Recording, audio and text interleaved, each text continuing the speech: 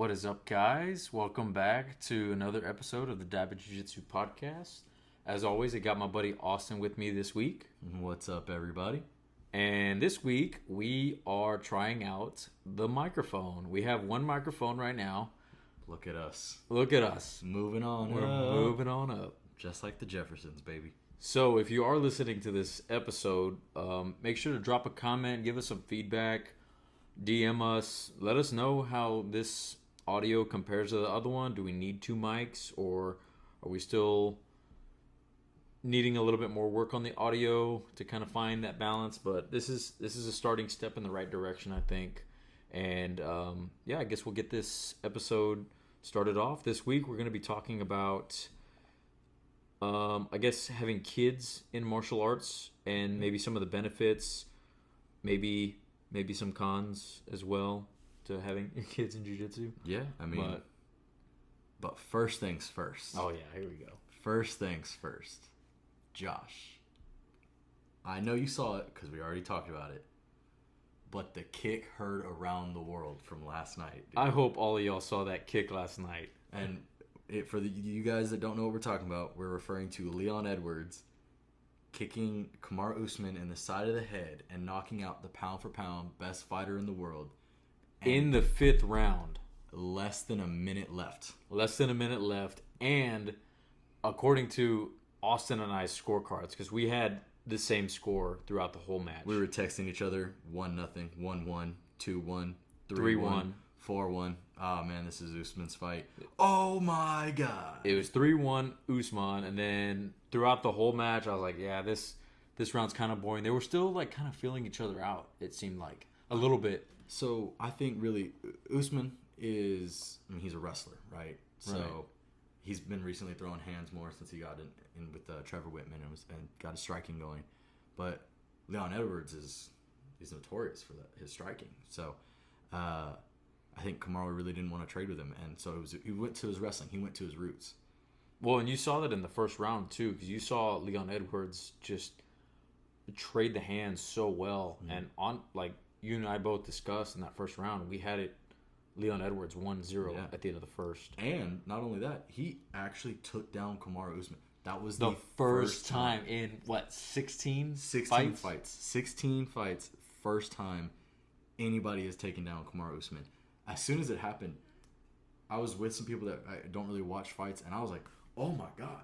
Kamaru And they were Usman like, just "What? got He that." just took him down." Yeah, and I was like, "You guys don't understand. I've never seen this before. This doesn't happen. This never happens. This is crazy right now." But then Kamaru came in, and second round, third round, fourth round, and He was tagging him. 4 minutes of the fifth round, he was a beast. He was the Kamaru Usman that we expected to see. And then Leon, man, you don't count out Rocky. He set it up perfectly, and I think he kind of lulled Usman to sleep a little bit. Because with what was happening, they were kind of fainting at each other. They were kind of feeling each other out. It seemed like maybe they were trying to set some stuff up, and maybe Usman wasn't ready for it. Mm-hmm. And then, you see that window of opportunity, and Leon Edwards just put it on the gas pedal and just got it at the right time. And he threw just a perfect feint head kick out the southpaw stance, man. It was textbook. It's when you throw that kick at practice or you throw it on a bag, that's what you picture. Is exactly what we saw. Well, and you want to slip to that side too, because if you're throwing from a southpaw, if you're throwing your power punch, right, you're taught to come right here. Mm-hmm. You're taught to slip that way. So when he slips that way, he's setting himself up for that Lean kick. right into it. Guys, if y'all did not see that kick, please, I'll post a link somewhere. We gotta that And we should do a breakdown of that takedown that he got on Usman as well. I'd have to go back and rewatch it, but It was like an outside leg trip or yeah, something like that. it was early in the first, so I mean there was a lot of fight to kind of take my mind off of it, but and then the just the kick alone, man, the whole place just I was at a restaurant when I saw it, and it got loud, and then it got really quiet, and it went from oh my god to people as I'm walking out the door, both hands on their head, like holding their hair. Like, what did I just just see? Eyes as big. I woke up this morning and I went and checked Twitter just to make sure, like, did that actually happen or did I dream that? And it was crazy. Happened. My phone blew up. So many people that I didn't even think were watching the fights messaging me like, did you see that? Of course I saw that. Of course we saw it. Come on now. So anyway, if you get a chance, I'm going to include a link. Go check that out. It was a good fight. If you can, check out the full fight. Definitely go watch it.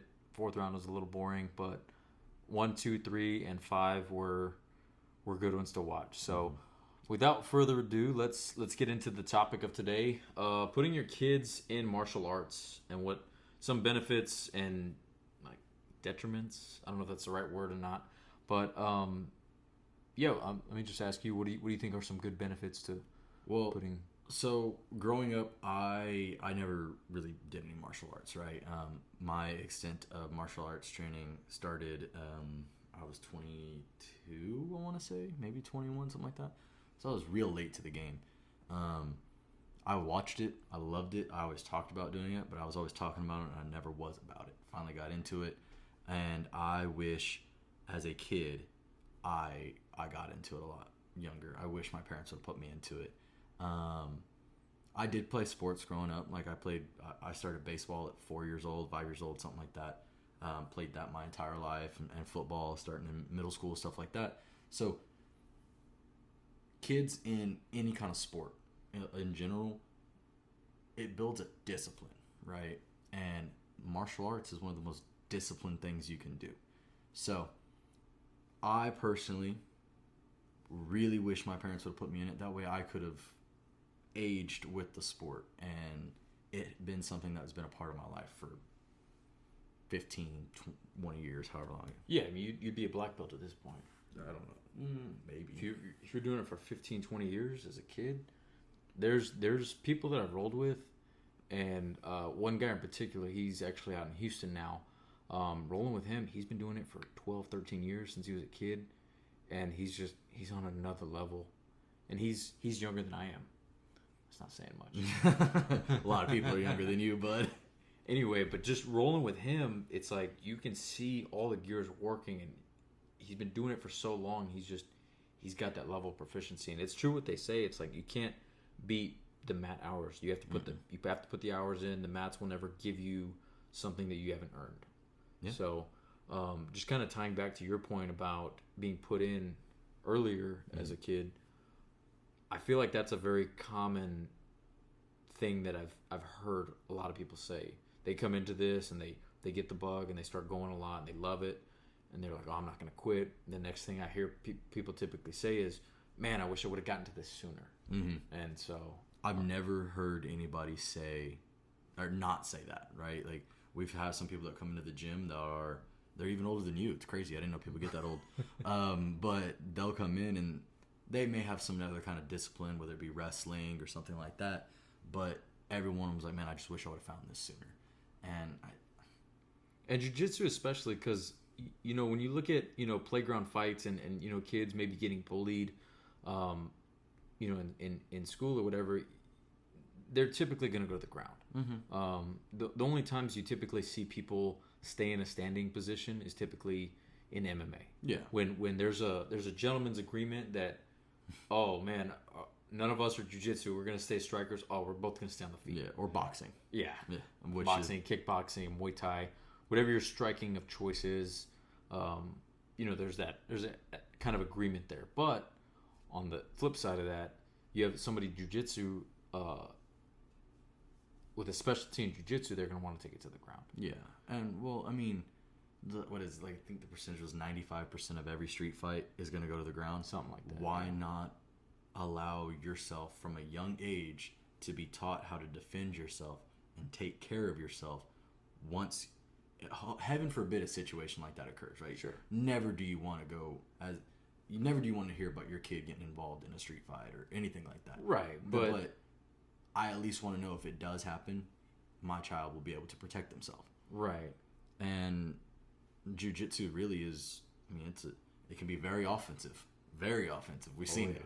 We've been on the receiving end of it, but it's a great thing to have in your back pocket to defend yourself. Well, and a good thing with jiu-jitsu is the fact that you can take somebody smaller statured, and if they're actually going against someone bigger or stronger or whatever, you actually have an equaling of, I don't want to say power, but you can take a slightly skilled smaller person against a non-skilled bigger person stronger, and it's typically going to fall in favor of the smaller person. So that's not to say that your kid's always going to be the smaller one of whatever street fight it is or whatever. I hope that never happens, obviously, but you would hope that if your kid does get in that situation, that at least they have something to fall back on. Yeah, exactly. And I mean, okay, so yes, bullying, unfortunately, it is a sick part of society, and I wish there was a way that we could completely get rid of it, but unfortunately, it's been around for years, and I don't see it going away anytime soon. If a kid is on the receiving end of something like that, at least he can be able to defend himself whenever it goes to that point of like, hey, this isn't really bullying anymore, like you took it to the next level. But also there's a confidence that comes with knowing a martial art, and usually the kids that do get picked on, at least when I was a kid growing up and seeing it, or whether I was on the receiving end of it or I saw it or whatever it may be, it's the kids that were... Don't lie, you were beating up little kids. I was the little kid, okay? I'm not a big dude now, so trust me, it doesn't get much better than this. But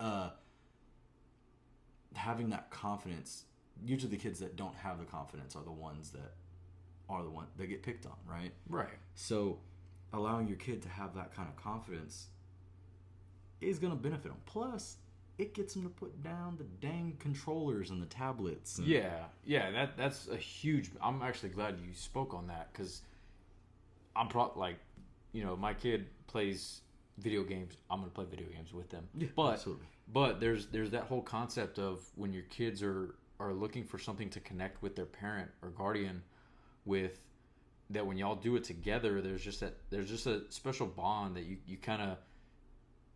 it's playing catch with your dad in the yard, baseball or whatever. It's just doing something with them that y'all are able to have a common goal towards together. So, if you are in the jiu-jitsu realm and then you end up getting them in there, I think I can't speak highly enough on jiu-jitsu. I think it's something that everybody should at least try at some point in their lives. Yeah, and how many families have we seen come into the gym? Husband, wife, kids, and... Oh, it's a family. It's a family, right? Mm-hmm. So they come into the gym, and kids have their class. Kids' class ends. They go sit on the bleachers, watch the parents have their class. And then at the end of the day, they get in the car, sweaty, stinky, ride home together, and they talk about class. And every time they come in, they have a big smile on their face, and it looks like they're having the time of their life. So it is a great camaraderie to build with your child. Keeps them active. Burn some of that energy, because I know some of you kids be having some of you parents be having some heathens for kids that run around like crazy. I know I was one. So well, if they're pent up playing video games all day, they're just sitting in front of a screen. They're not circulating any blood flow at all. If you're putting them in a sport, that's where the sports come into play, obviously. But growing up, my parents put me in karate, and I'm glad they did. But at the same time, I just don't think I clung to karate the way that I would have if it was jiu-jitsu, or even not. Maybe if it was like wrestling or something that translates a little bit better to jiu-jitsu. But I don't know if it's because my parents weren't doing karate with me, or I just didn't get it. I was just doing it just to kind of try it out. It just didn't catch on for me, and so it was something I tried, and then it was kind of like, oh yeah, I did this like when I was a little kid, and that was it. But I did I think one karate class when I was a kid. It was one of those like where your parents drop you off at daycare at the YMCA, and they come through, and their karate instructor comes in to show you like one class or one technique, and gives you a free lesson out of the class, right? And my parents were like, yeah, whatever, we'll take you. And I showed up, they let me kick a board. Everybody else kick it and broke it in one kick. Took me like 4, and I was like, I don't think karate's for me, and never came back. I remember in the karate class, at least because it seemed like that time of my life was kind of like a blackout blur kind of thing. I just remember there being 2 instructors, right? There was one here and there was one here. This one was holding one kind of like mat or whatever, like a, can't think of the word. A pad, yeah. They were holding one kind of pad, and then this one was holding a different kind of pad. And then they would just yell at me like, "Oh, hit this one, hit this one." I'd hit this one, and then this one would yell at me, and I'd hit this one a little bit, and it was just That's very faint memory of it. yeah, it's very very faint. But I'm sure if any of y'all ever end up talking to my parents, they'll share with you an interesting story about my karate journey at some point. Maybe we'll go into it on another episode. But Well, and so growing up as a kid, I know for me at least, I was outside all the time.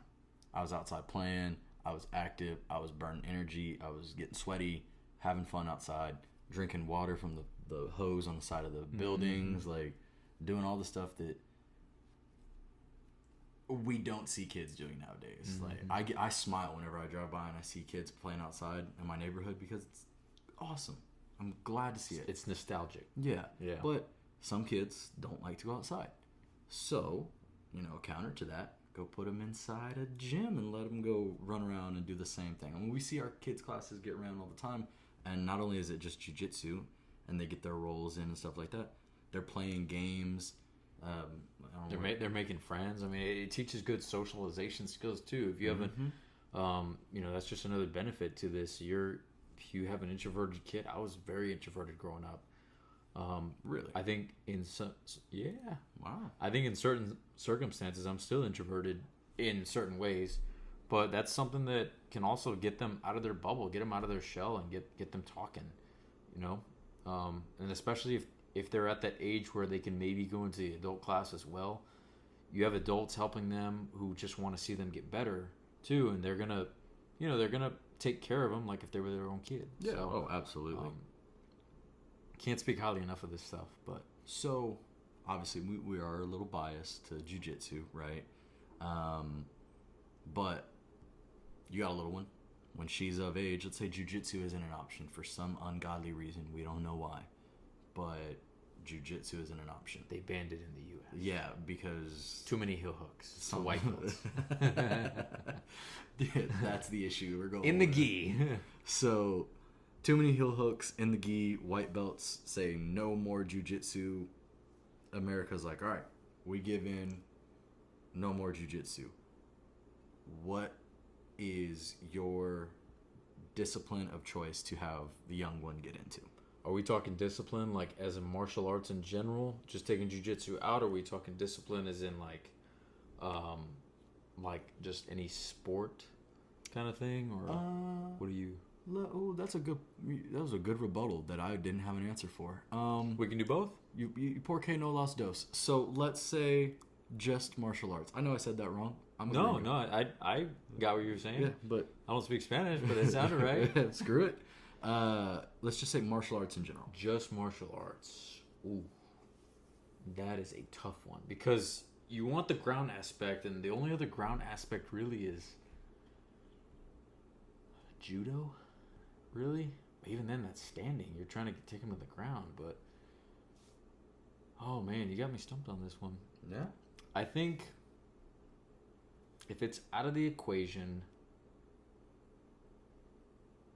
I would probably say maybe like a Muay Thai. A Muay Thai? Yeah. Have them going out there throwing some... Throwing elbows, throwing knees, because elbows you can still be on the ground and still throw, hammer fists, dropped elbows, like you can still throw knees, and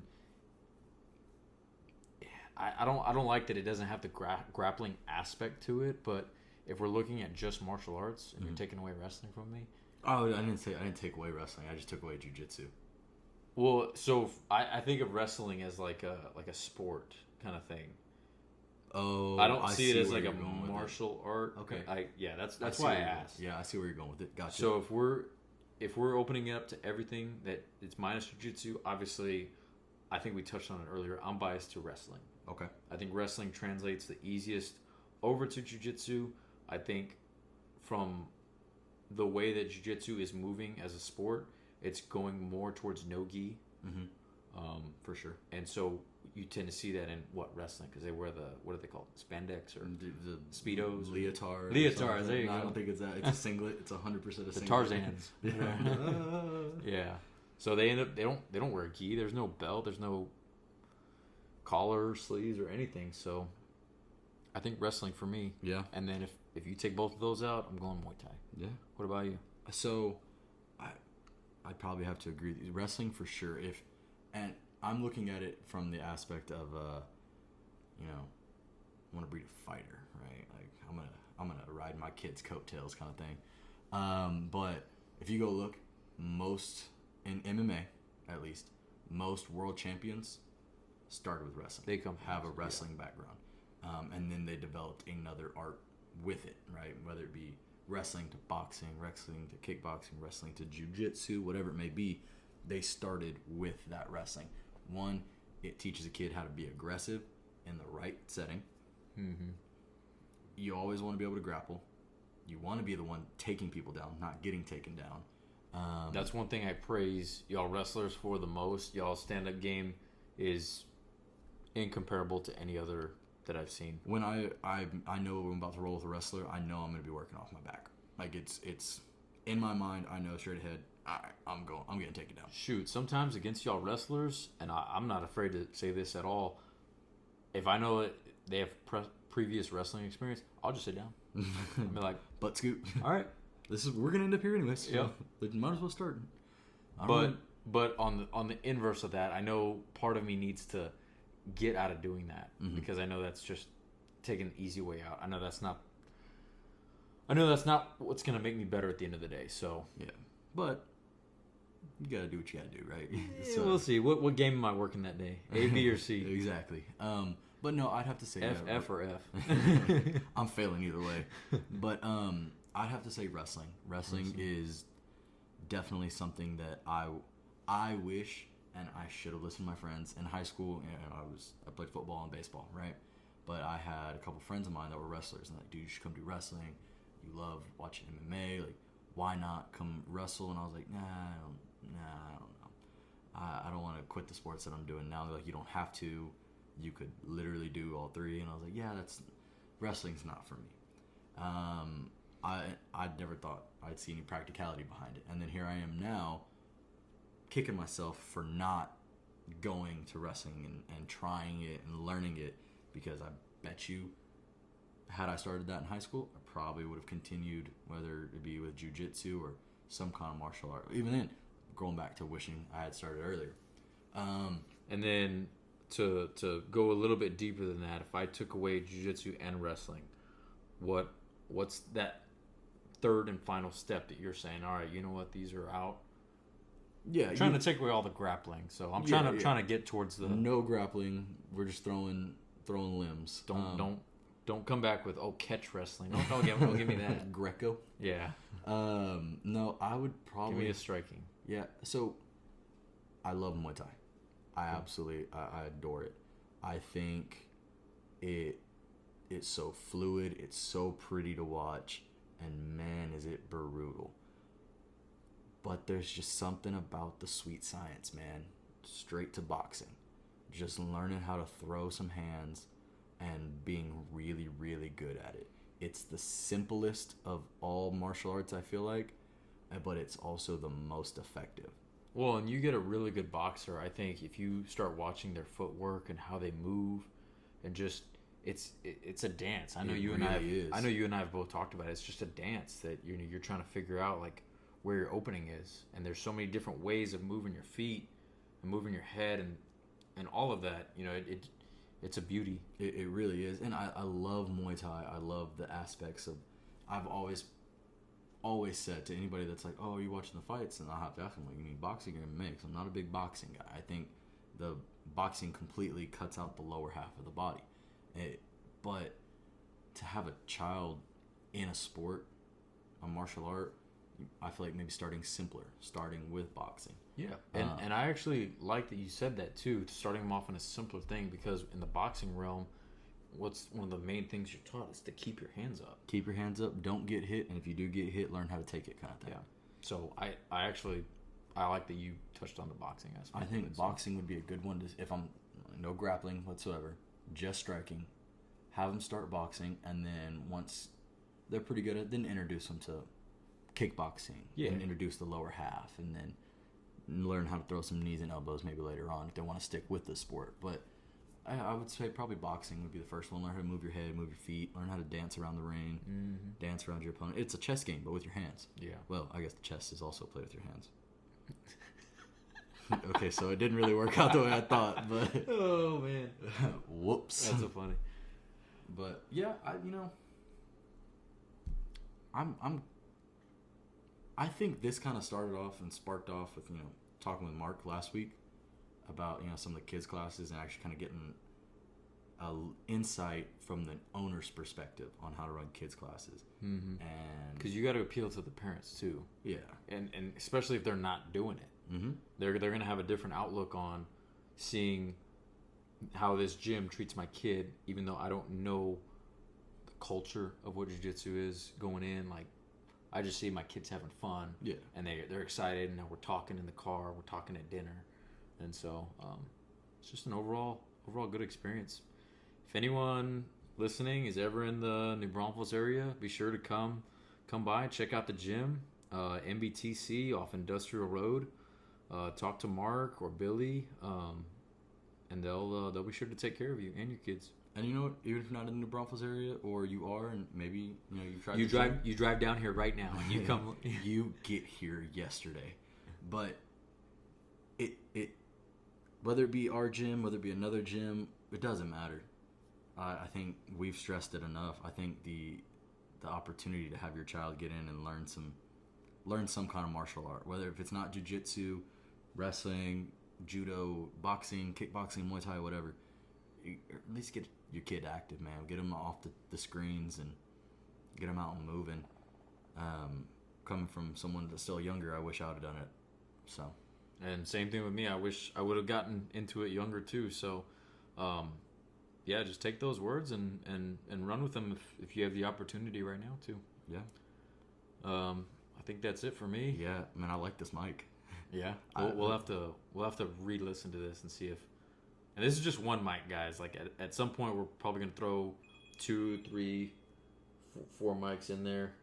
I feel so official though. Like I feel like in like the studio, like I should be like singing into it. I'm not going to. I kind of did earlier. Yeah, you did. Sorry guys. Sorry. Hopefully I didn't break your radio. Anyway, guys. Until next week. We will see y'all then. Bye guys.